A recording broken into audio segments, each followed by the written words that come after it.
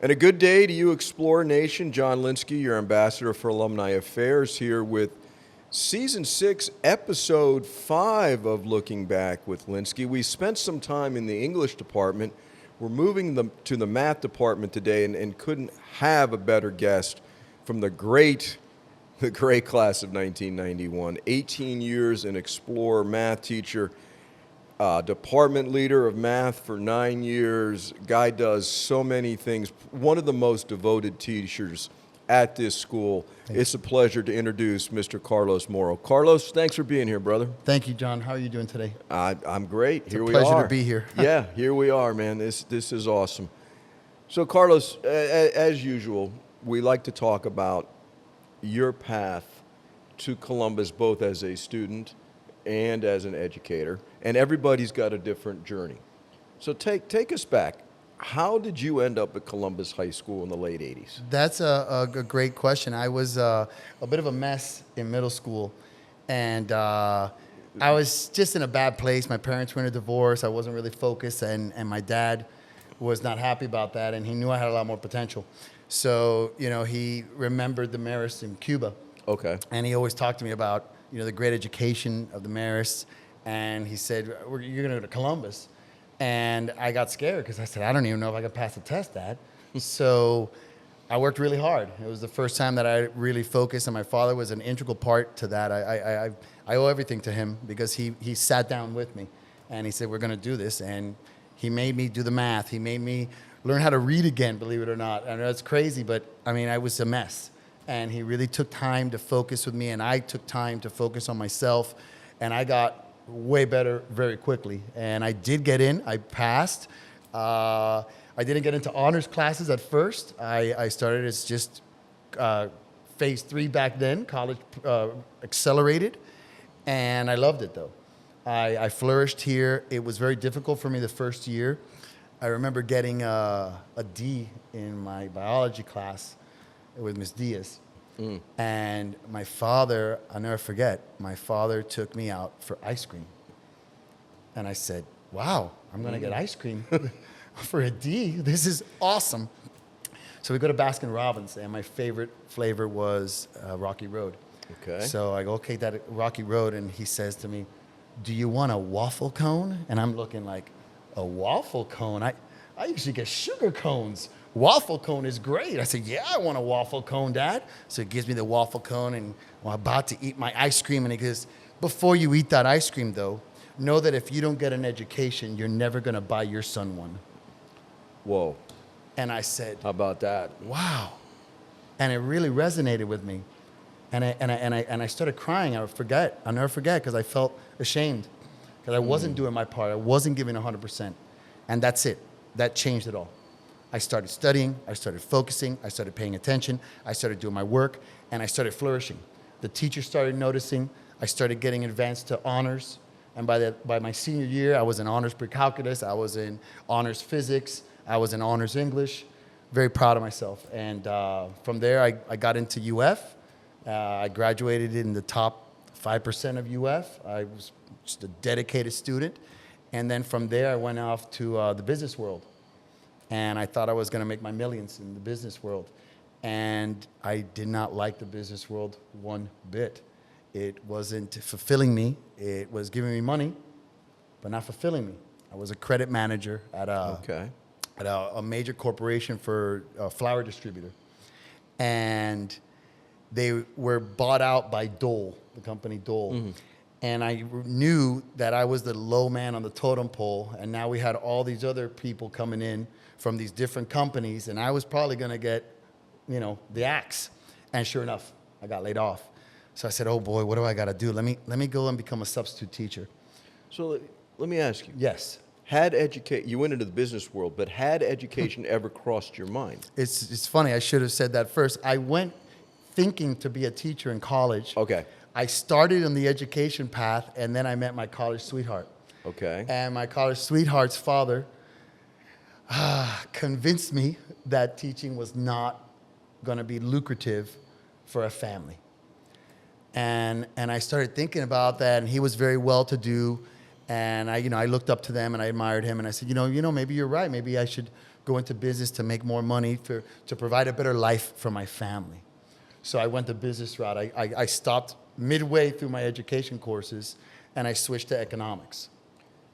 So when you were at Columbus, the thought of being a teacher was in your head. Senior year, it really crept into my head because I was taking honors pre-calculus, and I was flourishing. I was doing really well. And a lot of my friends were not. So I remember we would meet up at Velvet Cream. And Oh, yeah. for a couple donuts and a coffee, Come on, man. you were Yeah. getting tutored by me. Yeah. So I started with one guy, and then believe it or not, 2 guys. And then it was 3 guys. So you had a knack for it. And then 4 guys. Yeah. And I was just doing really well. And then at the end of it, I wasn't just charging donuts. I was saying, hey, $5 an hour. So I was actually making a little bit of money, getting Yeah. even better at it. And my friends were succeeding. They were getting good grades. They were learning. And I thought that was the best feeling ever. To be able to help someone and get paid for it, and you're getting better at it yourself. I thought it was just like the bee's knees. Interesting. But okay. So you listen to your sweetheart's father. You go in, and I think this is a very important lesson, particularly any young people that hear this. You're making money, but you were Correct. miserable. Yes, sir. So Yes, sir. I think the lesson right there is follow your calling. 100%. If you do what you want to do and you love it, the money somehow takes care of itself. I can tell you, yes, it does. Okay, so proceed. You decide, okay, I don't want to do this, and you turn back to So take us home. What happens? So what happens is I become a sub. And Who'd you interview with? well, I was a sub for public school. Oh, public school. Okay. Yeah. It's like that. So I got a good taste of this. Oh, boy. And I got sent everywhere. Yeah. And I saw great schools, I saw in-between schools, and I saw very poor schools. And I loved it, though. I loved it. I loved the interaction. I loved the feeling that I got. And it just made me feel happy. It made me feel useful. I felt as if I was doing something for someone other than myself. And that, for me, was invaluable. It made me feel good at the end of the day. So I said, I'm going back to school. So I went back to school, got another degree in education, put my paperwork in, got my certificate, and I said, all right, let's go to work.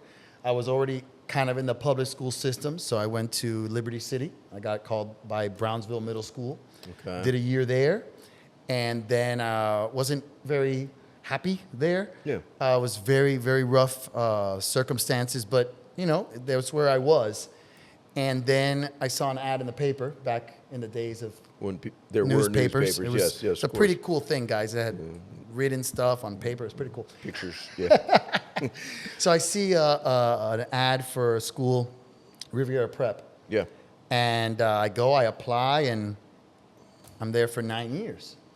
And then one day, to your point, when you do what you love, since I love this, I started getting a lot of tutoring. Okay. And my tutoring business started to really flourish. All right. So I said, all right, let me take my business with my math, and let me make some real money. So I started going to high schools and pitching a summer course.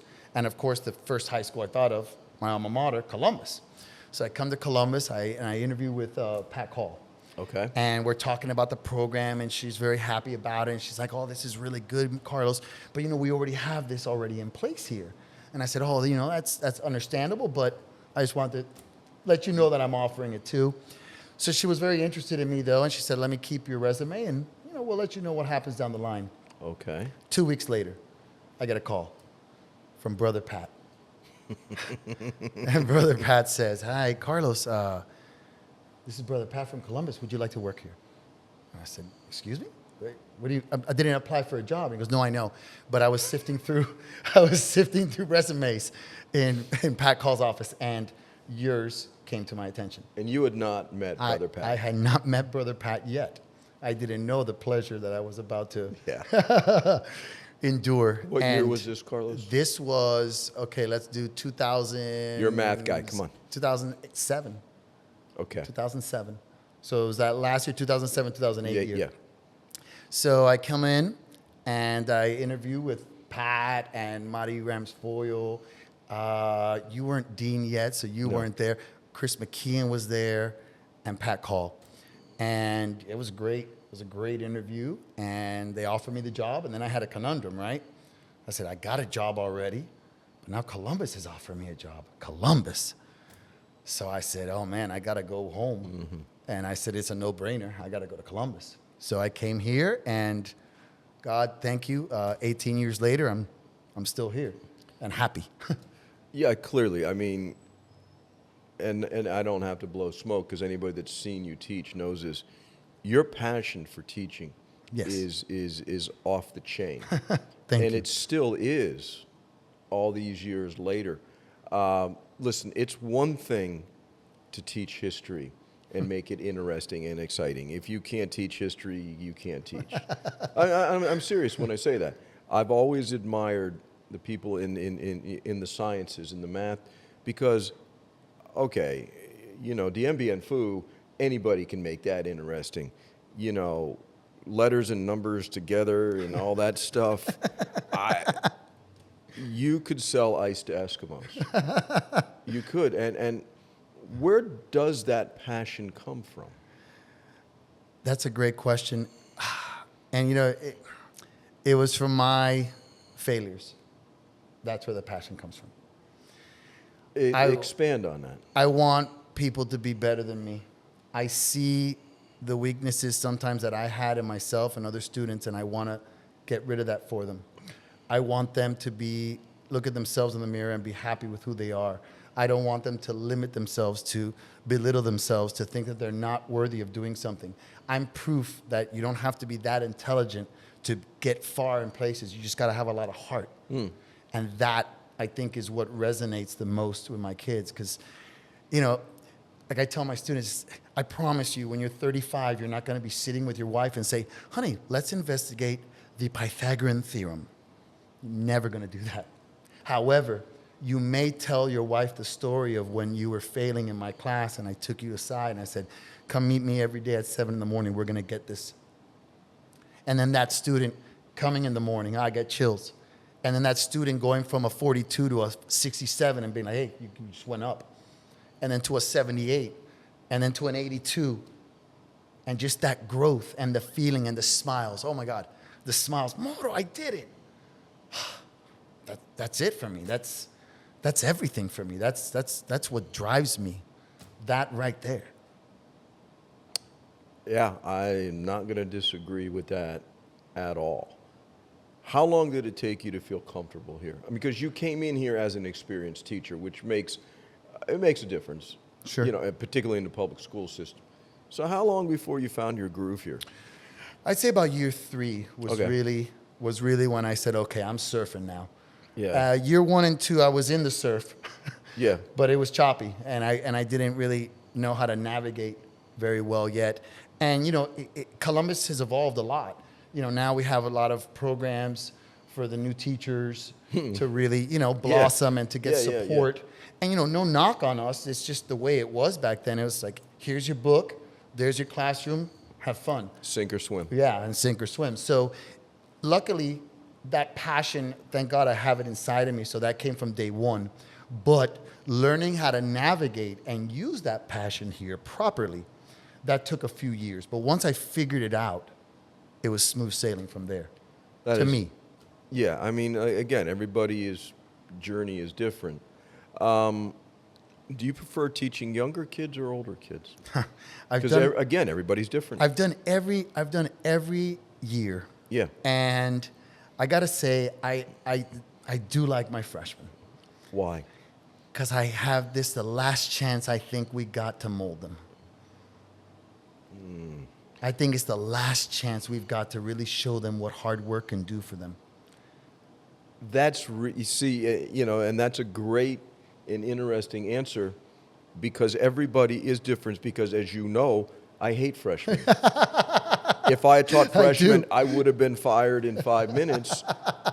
But I was more than comfortable with the older kids. Correct. In the last year, when they already, I guess, were molded by people like yourself, and it's just a whole different deal. Yeah. So I find that fascinating. And that, what year? I walked in today. What year were those kids? Those are freshmen. Yeah.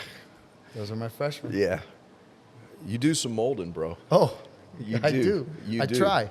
You know, and it's funny, John, because at first, I mean, I know who I am. And I know that sometimes I rub my students and even the parents the wrong way. Heck, I may rub teachers the wrong way. But when they step back and they see me for real, everyone agrees. They're like, the guy just cares, man. The guy's just trying to get you to learn, trying to get you to be the best you that you can be, because that's all I want. Yeah. And if the best you that you can be is getting C's, I'm gonna celebrate those C's. I'm gonna high five you. I'm gonna just scream it off the rooftops. I'm gonna show you that I'm proud of you, because it's the effort, not just the grade, to me.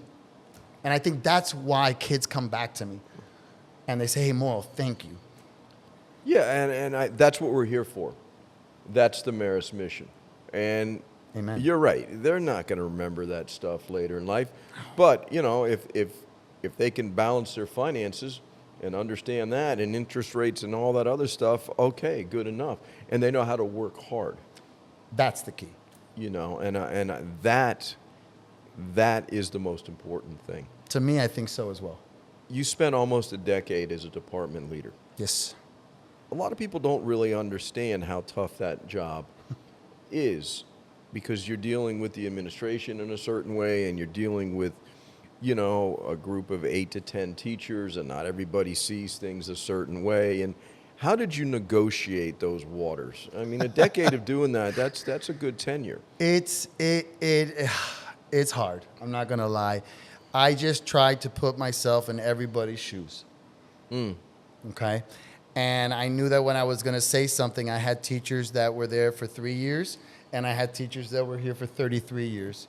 And as they say, it is hard to teach a dog new tricks, and I get that. So my best thing was to teach by example. So for example, if they told me, okay, we need to do this report for these classes, I would take it upon myself to do my classes first. Okay. I wouldn't even team up with anyone. I wanted to show the team, hey, look, I did my class here. Here's a guide for you. Let me help you now do this as well. So I found that if I showed my team, hey, I already did it. I took one for the team. Now I'm going to show you guys how to do it. It was really not as bad as you would think. You know, no one wants to do extra work. No one wants to be told to do, hey, you got to make this report, or, you know, change this in your curriculum. But at the end of the day, to me, once you see someone doing it already, you're like, well, all right, Moro's doing it, so let me go ahead and follow suit. Lead from the front. By Don't example. ask anybody to do something that you can't or won't do yourself. 100%. Yes. 100%. And I think that is absolutely the right way to do it. Now, you're one of those people, generally people are they're either creative or they're analytical. You're either a word person or a numbers person. Correct. And I mean, you're great at math, but you loved history. You know, you're a good history student, but you do have a real creative flair to you in art. You love music, and you're a musician yourself. Talk about why music. What's music do to you? Music makes me feel whole. Nice. Music brings reason to a lot of situations that I've had. Sometimes I like a lot of jam bands. And in those jams, you know, sometimes people are like, what are you listening to? It's noise. And I said, no, it's a melody. They're speaking to us with those notes. Those notes are precision. There's an intention behind it. And for me, I'm one of those lucky guys that I feel that intention. Is that the intention that they wanted? I don't know, but they're making me feel something good. So that feeling, it's almost like teaching. It's like a drug for me. When I wake up in the morning, I pop on a live show from some band, and I'm just jamming. And it just makes me feel good. It gives me energy, and it inspires me, because they're doing something that they love, and they're spreading that love to their audience. Guess what? I get to do what I love every day, and I got an audience as well. I'm a musician of mathematics. I get that. Does that make sense? To me, yeah, it made perfect sense. Music is passion. Music's a lot of things, but it is passion. And it's creativity. And everybody's going to hear the same thing differently. Correct. and what it means to you. Those guys up there playing, they're playing for thousands of people, and they want thousands of people to interpret it their way. And that's awesome. You also delve into foreign languages. Yes, You know, I where does that come from? that came from, I speak French, of course, Spanish and English, but French, yeah, a lot of people don't understand why I speak French. I dated a girl, I don't know, a while ago, many years ago, and her family was French. Okay. So we'd be sitting around, and everyone's speaking French, and I'm like, I know they're talking about me. So I said, I got to fix this. So I went and I took a class, and I do have a proclivity for it. I took one class in Miami-Dade, and then I bought some books, and I bought some tapes, and again, dedication, hard work, and I just practice and practice and practice and practice. And now, every time I see a French teacher, Ms. Vassier, I speak in French with her, and I've spoken in French with every other French teacher that I've met in my 18 years. And they help me speak better. So your brain, both halves work, Both halves work. which is really, it's unusual. It really is, and so that's pretty cool. So let's do a quick lightning round on a couple of things here. Okay. Either or. There's not really a wrong answer. Okay. Jam bands, widespread panic or Fish. Ooh, Fish. Got to be Fish. Okay. Widespread, right under them, right under. But that was very quick. Steve Perry or Steven Tyler? Steve Perry. You're Perry. very, very definitive on this. I know that Yeah. you're speaking my language. Yeah. French or Spanish? French. Wow. Okay. French. Oh, c'est très belle. Euclid or Pythagoras? Ooh. Pythagoras. How come? Because Pythagoras, first of all, did not come up with the Pythagorean theorem. He actually interpreted it from Babylonian cuneiform that he found in a Babylonian tablet that they dug up. Okay. And he interpreted it. So Pythagoras used knowledge to create something better. Euclid, as brilliant as he is, Euclidean geometry is actually not real. Euclidean geometry is on a flat surface. The Earth is not flat. There is no such thing as a really straight line. Everything is curved. So the Euclidean geometry is actually quite flawed in a real life sense of speaking. Bro, I got a lesson there that was amazing. And you explained your answer perfectly. Calculus or algebra? Algebra. It's the basis of everything. If you can do algebra, you can build. It's like building a house. What do I want better, the walls or the foundation? Give me the foundation. I'll put up cardboard walls. I don't care about that foundation. I need that to be concrete. Dolphins or Heat? Heat. Yeah, it's pretty easy. Well, neither one's real good right now, but Neither okay. one is good right now, Yeah. but we'll go Heat. Okay. For a guy as vibrant and as energetic as you, right around Christmas of 2022, you had a major life-changing event. Talk about that event and where it took you and what you've learned and where you are now. That's a big one, John. Yeah. Well, it was the first day of our break. Mm-hmm. It was Friday, and I went to go eat some Chipotle. So I was driving down 87th Avenue, and my heart stopped.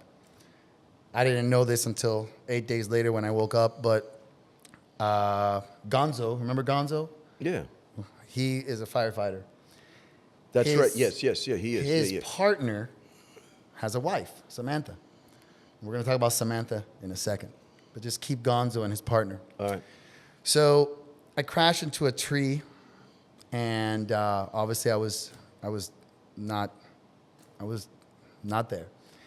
And Good Samaritan called, and luckily the firehouse that they called was already on their way to Publix. Wow. The seconds that saved me, it's unbelievable. So he was already on the way to Publix. So they got the call. They got to me. They found me unresponsive, but I wasn't bleeding or anything. They just found me unresponsive. And so they couldn't call it in really. It's really weird. They couldn't call a trauma code because there wasn't any trauma. And they realized, oh my God, this guy doesn't have a heartbeat. So they paddled me. I was told 4 times, rushed me to Kendall AMI, or I think it's HCI now. And they revived me. And I get to the hospital, they wheel me in, and then I passed away again. And I was on the table for 40 minutes. And on the 40th minute, the doctor called it. And when they call it, again, I didn't know all of this. I heard all of this later. They ask everyone on the table for their consensus. So everyone's like, yeah. And this one, my angel, Samantha, she's seen babies die, but she was in charge of going through my wallet. And I was going to go Christmas shopping after that lunch. And in my Christmas list, I had some students that were going through some hard times. So, sorry. Yeah, take your time, bro. So I was going to get them gifts, and she realized this, and that really just resonated with her. So on the table, she starts crying. And she says, Javi, to the main doctor, please, he's too young. Let's try one more time. And here I am. On that one more time, I popped back into consciousness. And the doctor looks at Samantha and he goes, you got it, he's here, but he's probably going to be a vegetable. And she went, oh my God, what did I do to this poor guy? Because I was dead for 40 minutes. So they had told my parents who were waiting outside also, he was under for 40 minutes. We don't really know, what to expect. And so this young lady thinks she saved my life, and now she's like, oh my God, I ruined him. I destroyed him and his family now. So she goes on vacation, and 8 days later, I'm back to normal, and I get out of the hospital, and I'm getting all these calls, and Gonzo is one of them, and I find out that Gonzo's partner's wife was on the table, and I tell her, well, will you tell her that I'm okay? I'm here. And she found out, and I ended up getting in touch with her and her husband and taking them out to dinner, and to thank them for taking the time to save my life, to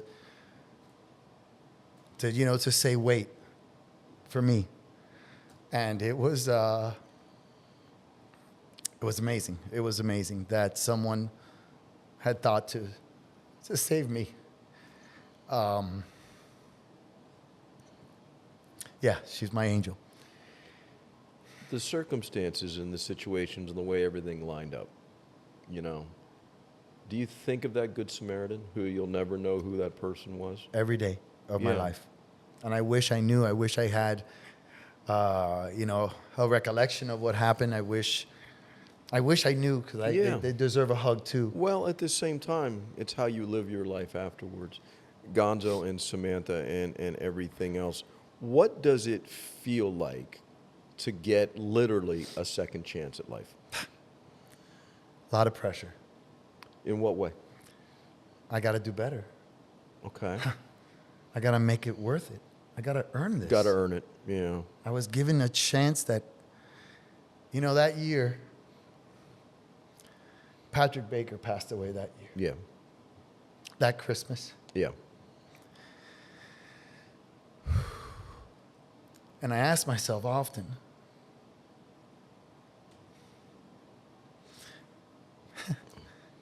take your time, man. It's why fine. me? Why not Patrick? But you know what, bro? I think an important... And it's, wow. I learned this from Brother Pat, speaking of Brother Pat earlier. A valuable lesson he taught me is don't ask why, because you're not going to get an answer. Just go with it.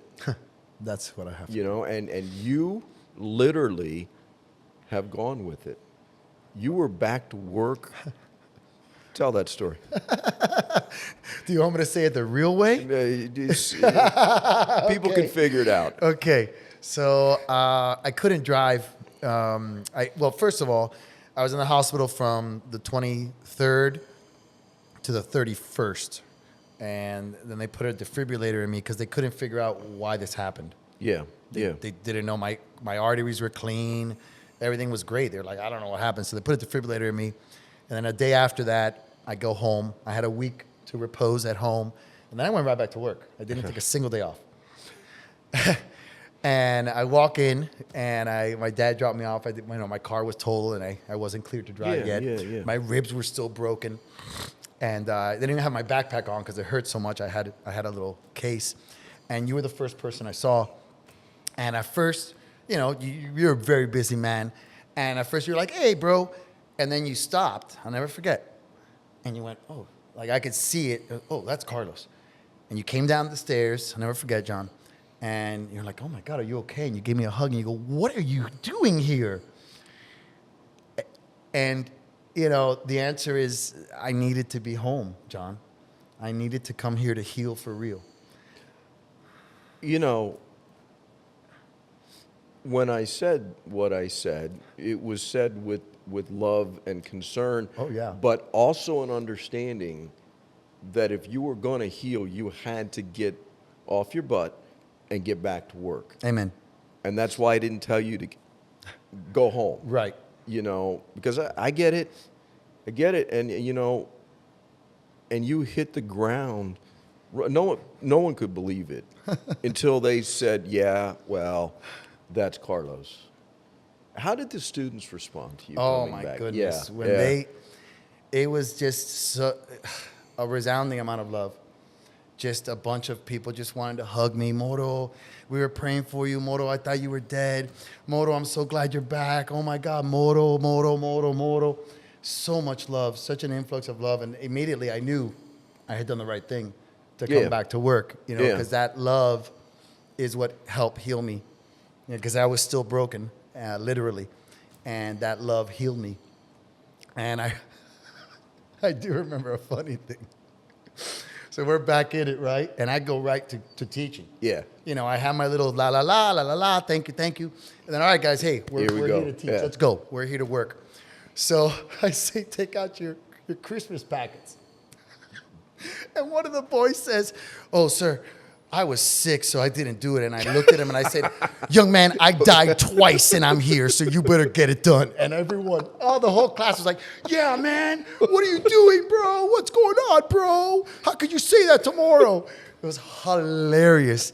They really had my back. And then he came back afterwards like, sorry, I said that, sir. I was like, don't worry, you're a young man. I wasn't thinking, sir. I get it. Again, they're kids, man. They're buffoons. This is what we're here for. But you know what?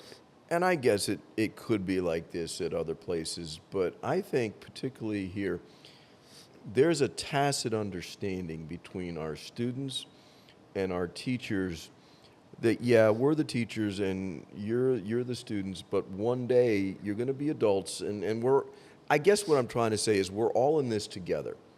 We are a team. Your classroom is a team. You're the head coach, but we're all part of it. And there's a greater good involved here, and an understanding that, yes, you're a buffoon now, but you will grow up, and I know you will because I was a buffoon. Amen. And I think it's the circle of life that we do here better than anybody. And then the former buffoons come back and work here, and here we are, and that is something we do incredibly well. And Chris McKeon has always said that our kids, particularly the not yet smart, and the ones a little rough around the edges, if you're broken down on the side of the palmetto, they'll be in a rainstorm, they'll be the first ones to pull over and help you out. 100%. And the same kid that you lit up the day before, the next day he's forgotten about it. Because he knows, okay, I deserved it, And that's what we do. So I've got to ask you, through all of this, what role did faith play in this literally miraculous comeback? I've never had more faith in my life because I'm going to tell you the number one question that I'm asked. Did you see anything? Yeah, I wasn't going to ask that, but I go figured ahead. you did. You weren't, but I didn't. Okay. And it was big for me. At first, I said, man, why didn't I see this light The light, yeah. that everyone talks about yeah. and all these greats? I Yeah. said, either they're lying or I'm not worthy. And I said, no, that can't be because Or I'm maybe here. it just wasn't your time. And that's what I think. I think what happened, and God's going to tell me if I'm wrong or right one day. One day. But I went and we talked, and he said, son, this isn't your time. You got to get back. I'm a little bit of a hard head. So I went, no, we're not done yet. So I went back. We had another conversation. We had a long conversation, 40 minutes. And he goes, all right, bro, that's it. We're done. You got to go. Bye-bye. Get out of here. And don't come back. It's not your time, so just leave. And I was like, fine. And I came back. And I think that I didn't see anything on purpose because, I'm not going to lie to you, my faith was wavering before then. Sometimes our faith, waver. And even though I didn't see the light, I saw the light in everyone around me that did things for me. What a great answer. That's a great answer. And You didn't that's see the the light I light, saw. but you saw the light. Yes. Yeah. Perfect, man. And that's when my faith was like, no, bro, you're wrong. That's God. That's God. That's God. That's God. That's the light. And that got chills. That is what made me heal the most. And now my faith has never been stronger. I don't have all the answers. I can't tell you that I can tell you why God does something, but I have faith that he's there and he's watching, he's protecting us, and he's doing everything that he's doing because there's a reason. There's something for me to learn from this experience, and I'm still learning. I became a little more compassionate in the classroom. I love my, I like the straight line, but I realized, John, that it's not Euclidean geometry. It's non-Euclidean. Sometimes you have a curve, and that's okay. Sometimes a kid isn't going to do what you want, and that's okay. Sometimes you have to be malleable. Sometimes I have to stop being rigid, Moro, and say, wait, that's a human being. What is this kid going through right now that's making me trigger those emotions in him? Because that's the bottom line here, brother. Sometimes we trigger an emotion in a student inadvertently, and it could be positive or negative. And now I am way more sensitive to when I am doing something, even if it's nothing bad that I see, if it's something that resonates with them in a bad way, in a scary way, in a negative way, they're going to shut down, and no learning is going to occur. So I become much more sympathetic for that, empathetic, if you will. Yeah. And I can feel a little bit more of when they're stressed or when they're sad or when they're confused or when they're just not doing it because they don't want to. And it's softened me in that sense because I realize, hey, man, you got a shot. You got 2 shots. So this kid doesn't deserve a shot? Just because he failed a test or just because he didn't do his homework? Come on, Carlos, you're better than that. So that's what I strive for every single day now. I try to find that kid who's suffering, who's sad, who's a little bit confused. What can I do for that kid in my math class, believe it or not, to help him better himself in his life? And I'm succeeding. This year there were 4 kids who wanted to desperately get out of my class. And I saw something in them. And I said, no, you're not leaving. And they were dying. And guess what? They are flourishing now. They are flourishing. So listen, man, this is episode, I believe, 95. This is the first time in 95 episodes I don't have to ask you what does being Marist mean to you, because you just gave the very definition of what being Marist is all about. Thank you. So that was an extraordinary answer. And listen, I know it wasn't necessarily easy to answer some of those questions, but some great revelations there, my brother. Thank you. And that's what this school is all about. And I 100%. can't thank you enough for sharing your love of math and your real life experiences with us. And I learned a lot, brother. I did. Thank you, And John. it was very enjoyable. So, and enlightening, you know. And so, Explore Nation, this has been quite an episode. As always, thank you to Albert Barthélemy and his family for sponsoring the podcast. It means a great deal to us. And I know that Albert and all the guys that watch this, they're going to come away with a whole new attitude about life. And so, my brother, thank you. Thank you. Very, very much. Thank you, It was brother. great. Appreciate that. And Explore Nation, this has been a special one. So until next time, buenos tiempos and adelante. Thank Take you, care. Carlos. Thank you, John.